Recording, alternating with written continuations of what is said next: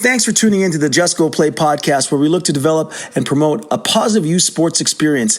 As always, we are available for speaking and private engagements and can be reached at info@justgoplay.ca. You can also catch full video versions of our podcast on our YouTube channel. And don't forget to visit us at justgoplay.ca. Enjoy the episode. Hey guys, how you doing? Daryl Devonish here. I'm here with Matt Young. Today, we are going to talk about role models and coaches. Matt Young, how you doing? Daryl, great to see you again. Thanks for having me back the conversation. Thanks for having me back. Before you get started on this role models conversation, I just want to say I'm going to do it. I heard you were invited to the Transition Game Summit for the GTHL. I'm super proud of you for getting there. It's so apropos that we're talking about role models because you've been a great role model to many young kids. I'm a little bit pissed off, I'm not going to lie, that you're sitting in the crowd instead of presenting, because I look at all the things that you're bringing.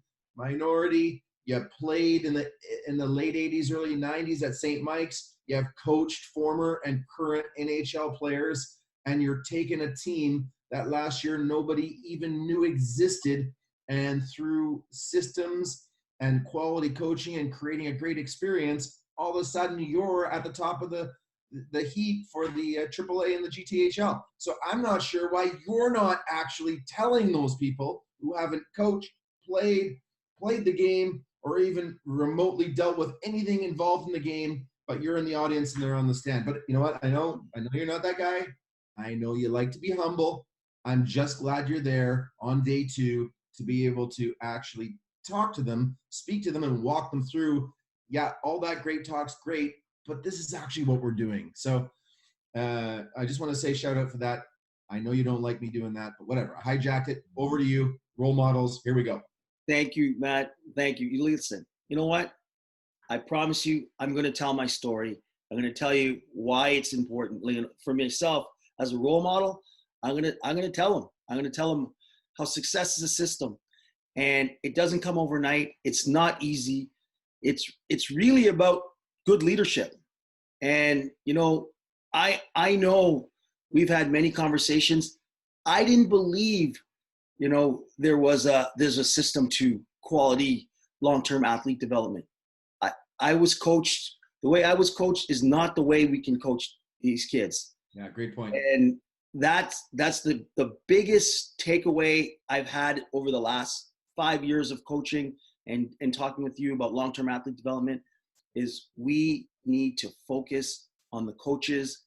And it's great that our topic is about coaches as role models, because I think that's the single most important thing. If we change that, you know, even before we change the organization, the parents, the way the parents think, it starts with the coaches, because if the coaches set the tone. Yeah, right. And it's a great point. When you talk about role models, and you look at some of the role models, the way they used to be, they were men and women that commanded respect. There was an aura of confidence about them. They walked their talk. They were exemplifying something that resonated with kids. And you know what? It wasn't winning games at all costs. It wasn't berating teams when they lost. It was really, if you look at the role models that you've had, it was really, they all believed in you. They all took a really person-centric focus before the player, before the athlete. It was a human. They were connecting with you on a human level. And that's really our job as coaches, as educators, as parents, is to help young men and women, young people, believe in themselves that they can accomplish anything. We're talking in the sport confines, but it could be academically, it could be in terms of a job, self-esteem, it could be anything. That is our only responsibility. And you know what? The reality is you're not going to win every single time you put on your sneakers and walk out the door every single day. There's going to be some highs and lows, adversities. But I think what's gotten away from the role models is the accountability, because the accountability was a big piece. Be a better person. Most role models, if you ask young men and women, what describes them, they challenged me to be better. They set the tone, and they lived the example of how I could be, that I aspired to. So yeah, I agree with you. This is a great topic, and I think we need more of those. And you know, there's some societal constraints. teachers can't teach the way they were taught. Parents don't parent the way they were parented. So that's 2 out of 3 big influences that have changed their course in terms of being role models to kids. And then you got the coaches, and the saying is, just like you said, you coach the way you were coached. Well, you know what? It's 2019. And if you're not being parented the way you were parented, and you're not being taught the way you were taught, then it stands to reason you're not going to have success coaching the way you were coached, because things are different. And that's what we really need to look for and empower or provide. I don't, the word empower. Let's provide that guidance, knowledge, and tools to our coaches so they can be better role models. That's awesome. So that brings us, we have a bunch of questions. We're going to answer a few of these in this podcast. And listen, guys, send questions. We love the questions. And people get a lot out of this. We've been getting some good feedback on the podcast. So if you like this podcast, please share this with your friends, parents, and share, subscribe. Don't forget to subscribe. I know I got it. Yeah, no kidding. Subscribe. The guy from Philadelphia who called you and said, I want to know what you do in your warm-ups. That was amazing. That was cool. Yeah. So question number 1, why are we talking about role models as coaches? Well, we're talking about it because more and more, there's less and less. So the more we get on, kids are in need of good role models. We just talked about some of the reasons why it's more difficult to be a role model in terms of driving that accountability, in terms of people actually walking their talk.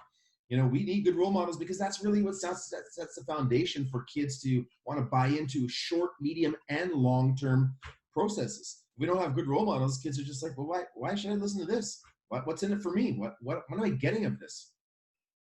I think you hit something there too. I think coaches as role models, they got to get away from the win only, because, some of the things you said today, it reminds me of growth. Like, how do we set these kids up to grow, to develop, to be better than they were yesterday? And if we just focus on the wins, it's hard to stick to what, have integrity and say, okay, this is how we're going to do things without changing things just to win. Because that's what I find now with especially with the GTHL, hockey, kids sports, is there's too much emphasis on winning. And even though these coaches are great role models, in the back of their minds, like, how do we win? How do we win? And that's not a bad thing to be competitive, but they sacrifice some of their integrity for the win. Yeah, you know what? Carol Dweck, Mindset, great book. And she talks about that, the fixed mentality versus the growth mentality.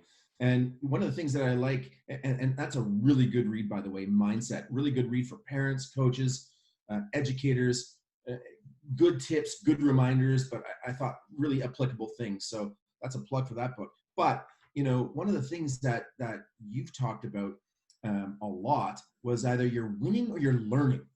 Winning and learning. And I really like that because, we have this paradigm that swings all the time. That's like, oh, we're only focused on winning. And then on the other side is, oh, everyone gets a participation ribbon. It doesn't need to be either or.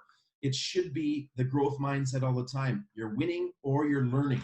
And that's really comes back to that whole mentorship piece, is that how does a coach handle a loss? Because you know what? Everyone's happy when they're winning. There's no complaints, nothing's happening. What's the first thing that happens when you lose? Well, normally coaches walk into the locker room when they're at one loss. You could have a team that's been winning all year long. First loss. Well, obviously we didn't come to play. Well, obviously you didn't, blah, blah, blah. How is that building? How is that acting as a mentor to young people? Are we trying to tell young people that your whole lives you're just going to win all the time? Of course you're not. We all know that. Listen, that's great, though. If a coach came in the dressing room and asked the question around the room and said, what did we learn tonight? Totally. Imagine that. What did we learn tonight, guys? And guys said, we didn't pass the puck. We didn't play well on defense. Like, that's the kind of stuff that you want to hear. Not that, you know what I mean? Like, that's what you can learn from, and that's what you can grow with. Yeah, absolutely. And that's a great role model. My coach didn't come and make me feel bad or make us feel bad because we won or lost. A lot of the times these young young kids, these young boys and girls, they know what they did wrong. They know what they did right. They're not stupid. They don't need to be, it doesn't need to be reinforced. We don't need to have an hour meeting because we lost and then a 5-minute meeting because we won. That is not the approach of quality coaching. And that's certainly not somebody that someone's going to aspire to be mentor to, because they're like, okay, I get it. If we win, you're cool. You're my friend. And if I lose, well, I'm going to get lectured for an hour and we're going to go through this long process. Like, no thanks. Next, Okay. what other Next questions? question. Where should coaches focus when trying to build culture? Well, I mean, that's a question that could be answered quite a few different ways. You know, the focus on culture is essentially distilled down to a few things: vision, mission, values, terms of reference. And I'm going to explain each one of those. The vision for the team has to be bigger than the team. Like the number one mistake I see people making, the vision is the why. Why are we doing this? And I would love to see every single sport organization's vision be as many as possible, as long as possible, in the best environment possible. And you know why I would like to see that vision? Because that vision encompasses more than that team or that organization or that coach. It's something that everyone can get behind. If you got that as your vision, how can kids not be excited about it? How can parents not be excited about it? You've actually now got a raison d'etre for doing what you're doing. So that's the vision. Second is the mission. The mission is more team-centric or organization-centric. It's the what. What are we trying to do this season, this year? And the vision, mission, values, and terms of reference should be redone every single year. And it should be tight. It should be so that it can be repeatable. It should be shared so that everyone knows it, so they can read it, so they can see it, so it's constantly reinforced. So the mission is the what. What are we doing? Why are we doing it? Because we want to create as many as possible, as long as possible, in the best environment. What are we doing? We are going to support these young men and women's growth in this sport of hockey over the next 9 months. Okay, that's what. I mean, that's a weak vision, but you can get a lot more specific. But now you've got a what, and you got buy-in. And for vision and mission, what we've done, which is great, is we actually go around and we talk to the people and we take the words that they use and then we bring it together so that they have participated in that vision and mission, because you're increasing the buy-in. Then the values. And the values are, what do we do? What are we living? What are the values that we're living? Is it development? Is it excellence? Is it, and they have to be defined. No more than 5. Keep them short and simple. Is it personal development? Is it whatever the values are? They have to be clearly articulated, and we need to have accountability to walking our talk. Players, young men and women, should be holding the coaches accountable. Coaches should be holding the players accountable. Players, the parents, the officials, the team. That once you've got that, you've actually got a culture, and that is a really positive culture. And then the terms of reference. So the terms of reference are, if you don't do this, this is the repercussion. So everybody knows at the beginning of the season, there's no surprises. These are our values. This is our mission. This is our vision. If you're not going to subscribe or play by it, this is the next course of action. Because then we're not surprised. We're not feeling ostracized. We're not feeling attacked and all those things that come after. When those things have not been articulated, we have not given our people the opportunity, parents, athletes, to say, is this something I want to be a part of? Yes, no. I made the decision. Nobody forced me into it. So great question. And that's how you set a culture in business, in life, personally, professionally. Vision, mission, values, goals and objectives, which we didn't talk about, and then obviously the terms of reference. So this should all be done at the beginning of the season. Every time. The team meeting. And you and I talk about this all the time. Abraham Lincoln. If you got 4 hours to chop down the tree, you spend the first 3 hours sharpening the axe. One of the reasons we deal with so much downstream upset and drama, etc., is because we don't take the time at the beginning of the season to do this well. We walk in and the coach says, hey, listen, here's my resume. I've coached for 15 years. This is what we're going to do this year. And if you don't like it, I don't care. 24-hour rule. Don't talk to me after this. We'll tell you what your kids are going. All you parents are crazy. Blah, blah, blah. Here's, here's Donnie over here. He's going to be the treasurer. So you're going to need $250 for a hoodie. We got 3 tournaments and this is it. Okay. Anyone questions? No. Okay. Bye. Like, that is And that happens every single season in the youth sports sector across a variety of sport. You get your team roster on Tuesday, the team meetings on Thursday, and your first games on Saturday. And then from then on, you're managing conflict. It is the most ridiculous definition of insanity I've ever witnessed. Okay, here's a good question. That's a good answer, though, what you just finished there with. All right, here's a team. They want to win. How do they manage those expectations? They want to have a competitive team. How do they manage, those expectations along with development? How do they manage that? Yeah, how do you do both? Well, it's easy because it's not like we're saying the focus isn't on winning. Like we're talking about the process of development. And if you do the process of development well, the wins come at the end. Pat Summitt, Tennessee, Bill Belichick, New England Patriots. I mean, go on, Jurgen Klopp, Germany soccer. It's the process. The investment is in the people, and then the wins come. And you get way more wins when you connect on an individual level as a role model for each individual athlete. Your collective wins will be way bigger than the one win that the one team gets in the one championship at the end of the one season. So are you talking to the team, or are you talking to the players? I mean, to the parents? Who are you talking to when you're saying this, Matt? Yeah, I think it's important because the parents, and it's a great question. The parents and the kids are both the consumer. It's a family event. Okay, it's a family event. So there needs to be education, and actually, that's not the right word. There needs to be engagement, and words matter, of the parents and of the athletes in that process. They need to buy into the process. They need to contribute to that process. They need to be held accountable when they're not delivering on that process. So yeah, it's for both the athletes and the parents. And that's a preseason meeting. That's a preseason discussion. I mean, spend time asking those questions and fielding people's questions and giving answers and discussing it. What do we want to accomplish? What does that look like? What is your role in that? What is my role in that? So yeah, absolutely. And I like that, because I think as a role model, that's one of the jobs of the coaches, is to help these kids fall in love with the process. Because I know with our hockey teams, we have a process. We practice how we warm up, how we prepare for games and whatnot. And the more we make that, a part of what they are and who they are, we make it fun, and we let the kids understand why they're doing it. It's like, it's not, you're doing this because we do this. We give them the why, as you said. And once I found as a leader, if you give people the why, there's a reason to do it. Now they understand why they're doing something, as opposed to just do it because this is how we do it.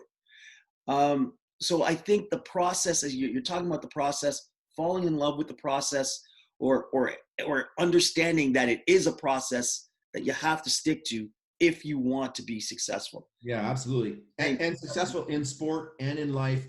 Yeah. You're right. No why, no trust. Yeah. All right.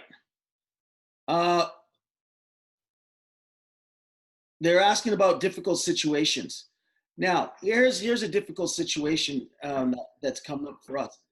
When coaches say, hey, I got the last 5 minutes of a game. How do they talk? How would you express that to a team as a leader or role model? How would you express that to a team? When coaches, say, hey, I got the last 5 minutes. I'm not such a big fan of that, but I'd like to hear what you got to say about that. Yeah, you know what, it's personal preference, and it's as long as it's a discussion that everyone has mutually agreed that that's the way it's going to be, then there's no surprises. People don't like surprises. So, my suggestion would be, listen, if you're in the regular season, you should be rolling the lines as long as you can. Really, U10, U12, U16, U14. But the regular season, that's not the time. Like that's the time to develop, and you want as many as possible, as long as possible, in the best environment possible. Why do you want to, what NHL team have you ever seen have 1 to 2 lines play for 2.5 minutes of the last 5 minutes? They don't do that. So why do we do that in youth sport? We go, okay, well, let's go to all our best players on. We'll leave them on for 5 minutes. Like, that is ridiculous. it's not sport, it doesn't matter anyway. That's not how you should be developing things, and it doesn't put people in an opportunity to get better other than those, those main people. If you're having a discussion and it's playoffs, or if you're in a tournament and you're in the finals, then in my opinion, that is a team vote.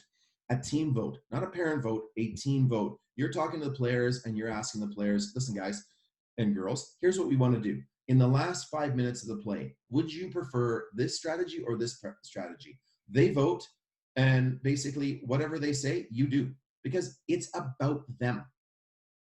Could you imagine telling an adult? Well, that's telling an adult, yeah. You're going to present. You got a great presentation for tomorrow for this project that you've been working on in this company, but I got the last 5 minutes of your presentation. I got the last 5 minutes. I'm going to decide what I do in the last. We would never do that. So why do we do that with kids? What is the value of that? Going back to what you talked about in terms of culture, what does that do? It undermines your culture. It undermines as many as possible, as long as possible, in the best environment possible. It undermines your team mission. It undermines your team values. And it tells everybody, I am here for the win. Yeah. And it also tells players that they're not important. Correct. Right? Or they're not valued. It tells a majority of the players that they're not valued. Yeah. So I know, because I've seen that where guys are at the end of the bench and they're like, well, I'm not going on for the rest of the game. And they tune out. And what does that do to the team chemistry? What does that do to the camaraderie? What does that do to subsequent years? What does that do to an player's enjoyment?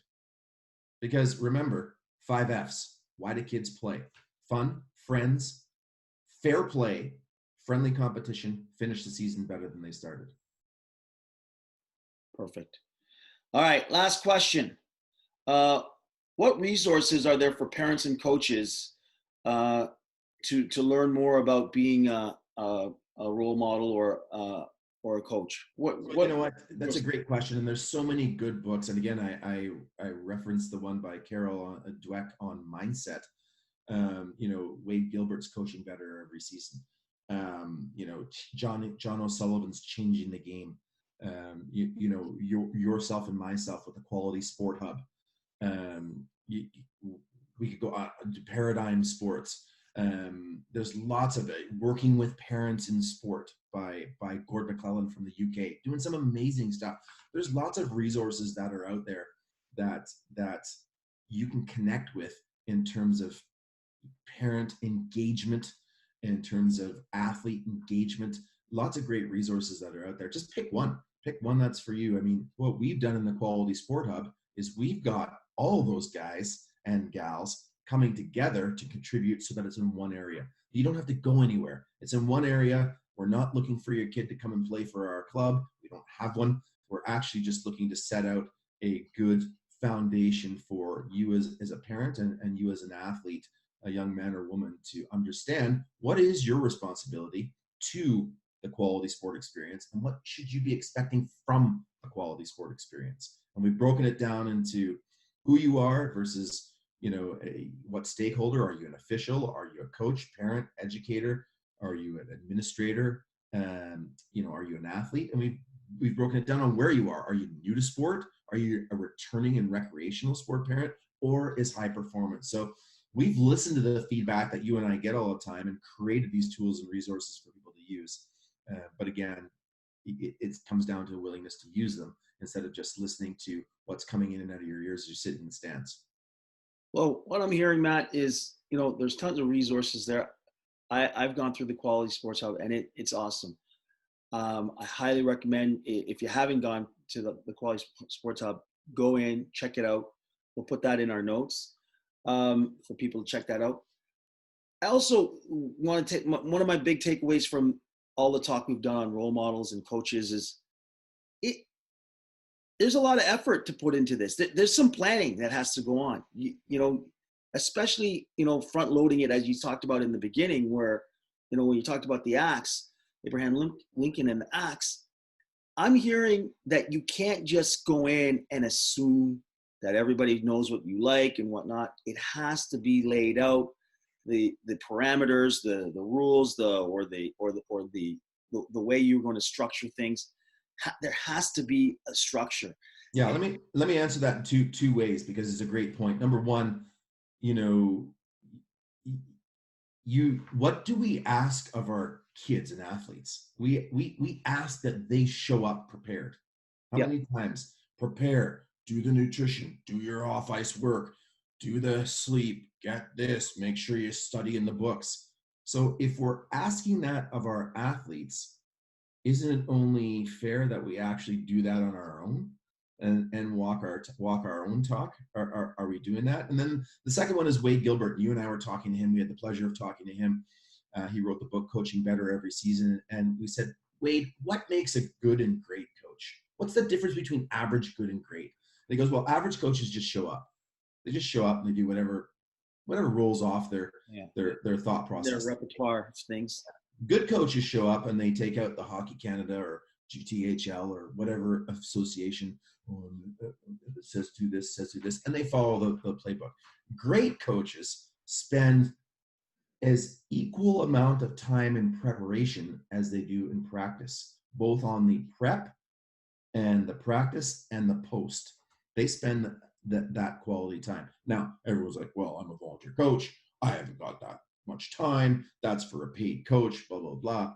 But if you aspire to be the role model, if you aspire to walk your talk, and every one of those role models, every one of those coaches that would give that as an excuse, then can't look in the mirror and say, I'm a good role model, because that's exactly what role models do. But that's what's happening. People are just, this coach, it's nice to do, but then, this is why some of our kids aren't having great sports experiences, because that time that it takes, and the kids are begging to get better, and we're not putting that time. So that's something we got to look at. If you're out there and you want to be a coach or a role model, you have to really consider that. And you talked about asking the questions about development in the beginning. We want to win a championship.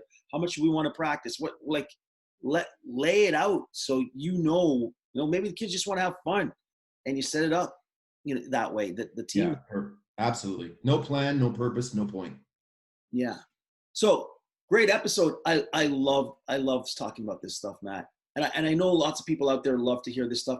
In theory, this stuff sounds great. It is not easy in practice. I'm going to say that because, you got egos, you got parents, you got kids, and you got winning, you got money. There's so many factors, but I've seen it done well. You and I have seen it done. It's happening. It can happen. Success is a system. Yeah. And I would say, Daryl, it's not easy, but it's infinitely easier than dealing with all of the nonsense and stress and pressure when you don't put an effective system into place. And that's in everything. That's in kids' scholastic lives. Kids know when their teachers are mailing it in. Kids know when the coaches are mailing it in. Kids know when the parents are mailing it in. We owe it better. If we're going to take and assume this responsibility as a coach, parent, educator, or mentor, if we're gonna assume the responsibility, why not do it to the best of our ability? Isn't that what we prescribe to our players? Do your best, give your best, prepare your best. So how on earth can we subscribe to the players to do that if we're not willing to do that ourselves? They're not getting paid either. 100%. And on that note, let's wrap this up. Guys, thanks for tuning in. Another episode of Just Go Play. Don't forget to subscribe or share this with someone. If you like this episode, please share this. Thank you, guys. Take care. Thanks, brother. Thanks, Matt.